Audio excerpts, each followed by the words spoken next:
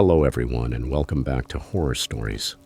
I know many of you use these episodes to fall asleep, so before you drift off, I'd love it if you could leave a comment letting me know where you're listening from around the world. Also, don't forget to like and subscribe if you're enjoying the episodes.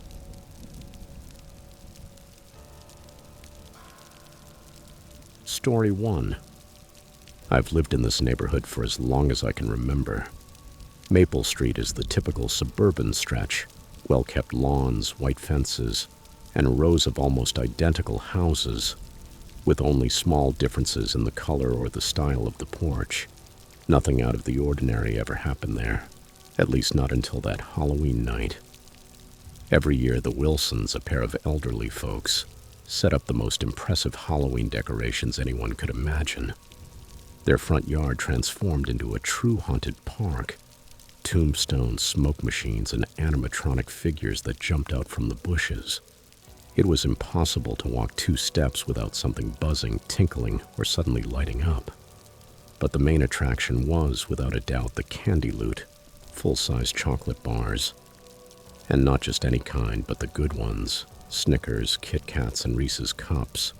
The kind kids dream of getting all year long. Not only did the children love the Wilsons' house, the adults also had fun watching it. People from all over town came just to see it.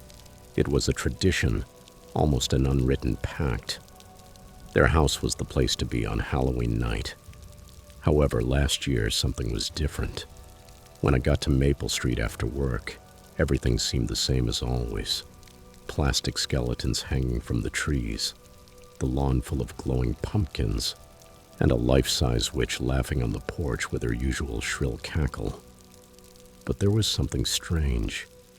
The house was dark, not just with the lights off, but with an empty, silent darkness. There was no flicker of candles inside the pumpkins, no faint glow of the TV behind the closed curtains. Most unsettling of all, there were no signs of the Wilsons.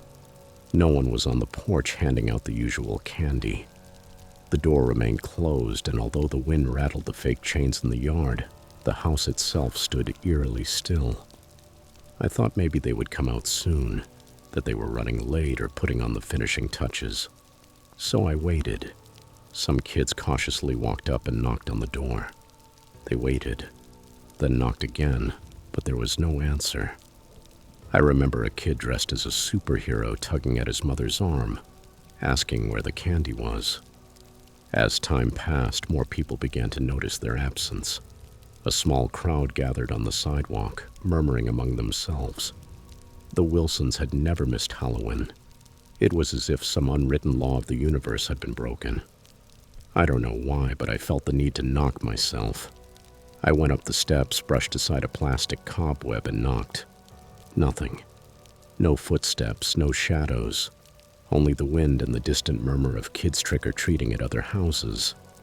I stepped back and looked at the place. Everything was in its spot. Every detail the Wilsons used to care for so meticulously, except for them. That night I went back home with a feeling of unease, though I tried to downplay it. Maybe something unexpected had happened. They were already elderly. Maybe they had gone on a trip or weren't feeling well. But things started to get truly strange in the weeks that followed. As the days went by, and then the weeks, the Wilsons never came back. Every morning as I walked past their house on my way to work, I saw the decorations still in the yard, worn down by the wind and rain. The candy wrappers the kids had dropped that night were still stuck to the porch, soaked. Everything was starting to look abandoned. What disturbed me the most was that nothing inside seemed to have changed. The curtains were still drawn, the mailbox overflowed with letters, and there was no sign of life at all. By mid-November, the rumors started. The neighbors were whispering about the Wilsons, about how no one had seen them since Halloween. No one remembered seeing them pack or say goodbye. It was as if they had simply vanished. I wasn't usually one to believe neighborhood gossip, but this was eating away at me. One Saturday morning, I decided to go over to their house, this time in broad daylight. The place looked worse than ever. The decorations that used to be funny now seemed sinister. The skeletons hung limp, and the witch, with almost dead batteries, could only emit a distorted buzzing sound. The air around the house felt colder, sharper. I knocked on the door, not really expecting an answer. Nothing. Driven by curiosity, I walked around the house. The fence was still unlocked, so I went into the backyard. Everything was there. The garden furniture, the tools, even a half-used bag of fertilizer. Everything intact, as if they had stepped out for a moment intending to come back. But the back door remained closed, mute. I've never been one to believe in ghost stories, but there was something about that house that gave me goosebumps. Maybe it was the fact that everything was frozen in place, like a photograph stopped in time. Or maybe it was the idea that the Wilsons had disappeared so suddenly, so completely, without leaving a single trace. In the end, the authorities had to step in. The neighbors called the police for a wellness check. When the officers went inside, they found nothing. No signs of violence, no indication of a rushed escape, just an empty house. The Wilsons' car was still in the garage, their belongings, wallets, keys, documents, everything in its place. The officers were just as puzzled as the rest of the neighborhood. As the months went by, the house turned into a ghost of what it had been. It remained there, like a monument to something no one could explain. People went on with their lives. The kids found new places to go trick-or-treating. But every time I walk past that house, I can't help feeling that something is wrong, that something happened there. The Wilsons never came back. To this day, no one knows why they left or where they went. Before moving on to the next story, if you're here for the first time, make sure to subscribe to our channel and turn on the notification bell so you don't miss our upcoming horror tales. Your support is very important. Share these stories with your friends and family. Thank you.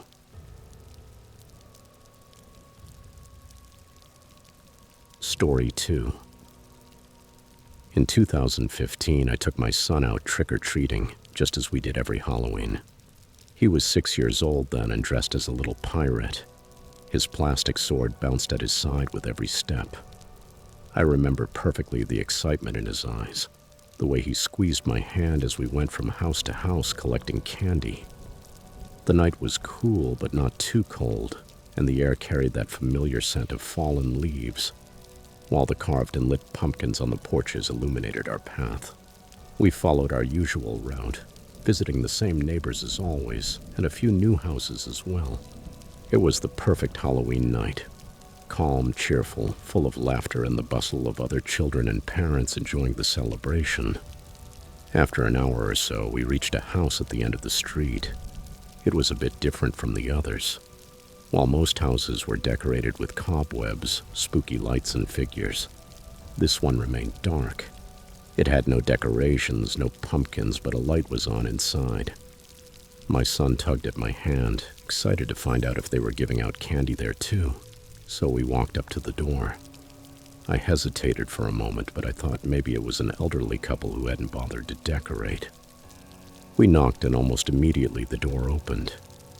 An older woman appeared, smiling warmly. Her gray hair was tied back in a neat bun, and she wore a cardigan far too thick for the mild weather that night. Behind her, I could make out an elderly man sitting in a recliner, flipping through channels on a small television. They looked like ordinary grandparents, kind and welcoming. "What an adorable pirate," the woman exclaimed, leaning toward my son. "We have very special treats inside for children like you." I felt a slight chill run down my back, as if something wasn't right, though I couldn't identify what it was at that moment. I smiled politely and took a step back, holding my son's hand a little tighter. "That's okay," I replied. "We're just trick-or-treating around the neighborhood.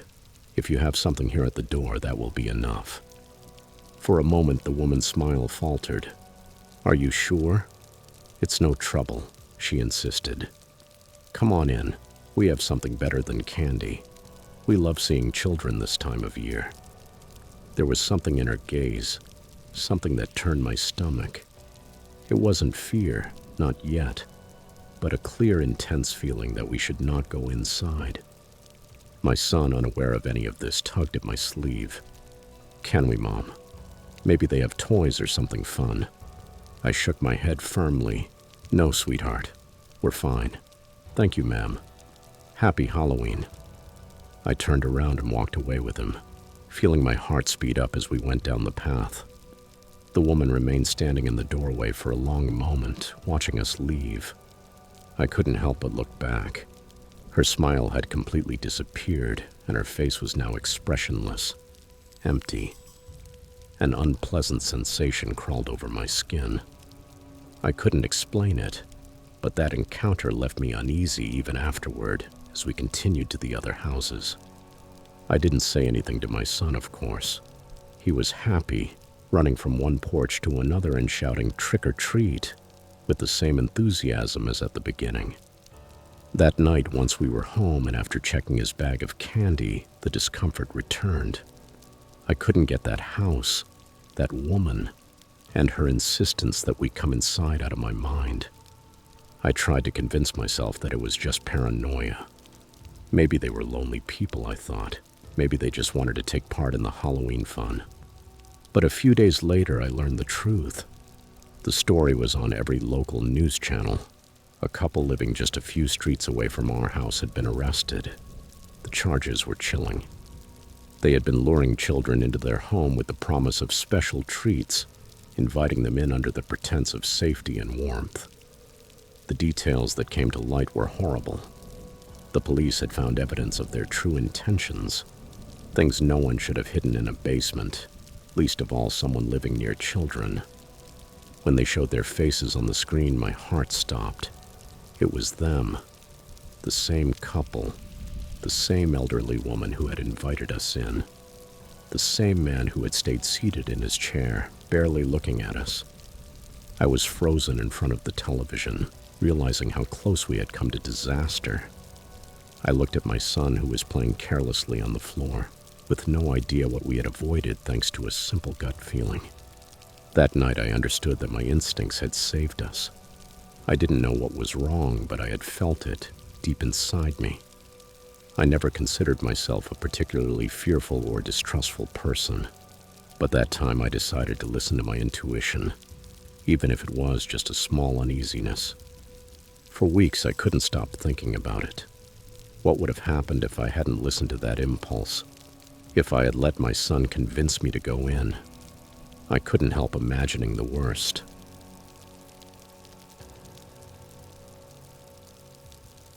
Story 3.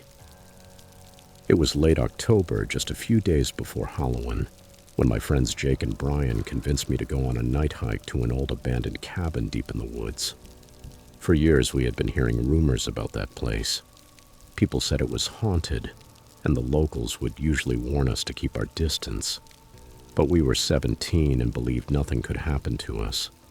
The idea of venturing out there on a cold autumn night was simply too tempting.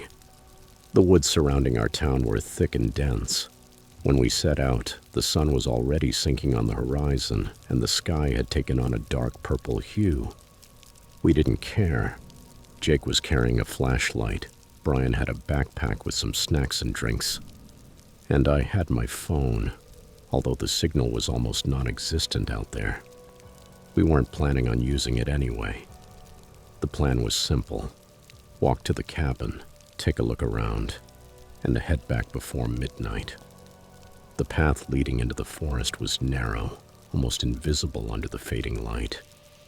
Dry leaves crunched beneath our feet, and the air carried that smell of damp earth and decaying vegetation. It was the kind of night where you could see your breath floating in front of you, and every sound, no matter how small, seemed amplified. The trees rose like giant shadows, their branches swaying gently in the breeze. The deeper we went, the heavier the silence became. After what felt like an hour of walking, we reached a clearing. In the center stood the cabin, or what was left of it. The roof was partially collapsed, the wood rotten, but still holding together. The broken windows and the front door hanging from its hinges gave it a grim, eerie appearance. Just looking at it made my stomach knot up.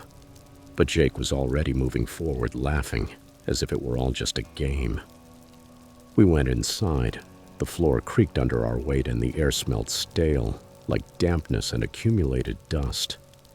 Everything was covered in a fine layer of dust, and the only sound was the whistle of the wind slipping through the broken windows. It wasn't until we went a little further in that we saw it. Strange writings covering the walls. Symbols carved into the wood, old and deep, covered every surface. I didn't recognize any of them. Probably just graffiti from some board group, Brian muttered, trying to sound casual. But I wasn't so sure. We kept exploring until a sound stopped us. A faint rustling among the leaves outside. At first we thought it might be an animal, maybe a deer or a raccoon, but then we heard it clearly. Footsteps. Slow, steady, crushing the dry leaves.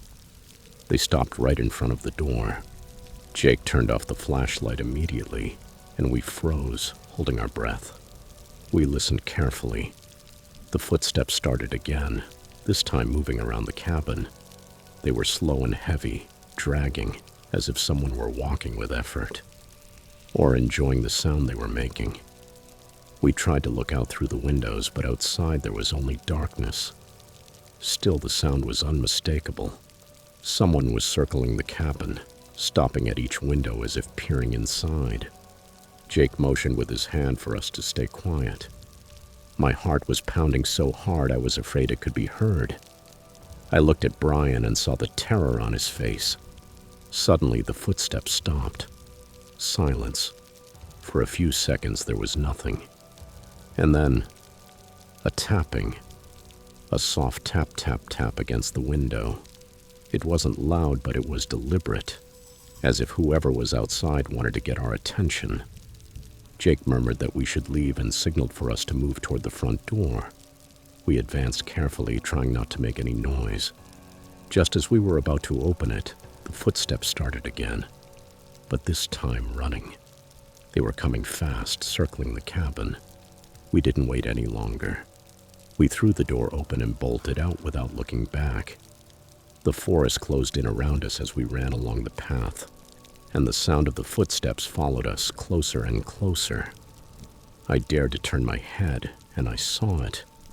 It was tall, dressed in dark clothing, its face hidden in the shadows. It didn't run, but it moved at an impossible speed, walking, almost gliding between the trees. Its movement wasn't natural. There was something deeply unnatural, inhuman about it. We ran without stopping until we reached the road. When we finally did, the sound of the footsteps disappeared. We turned around, but there was no one there. The forest had gone silent again. Even so, none of us felt safe after that night.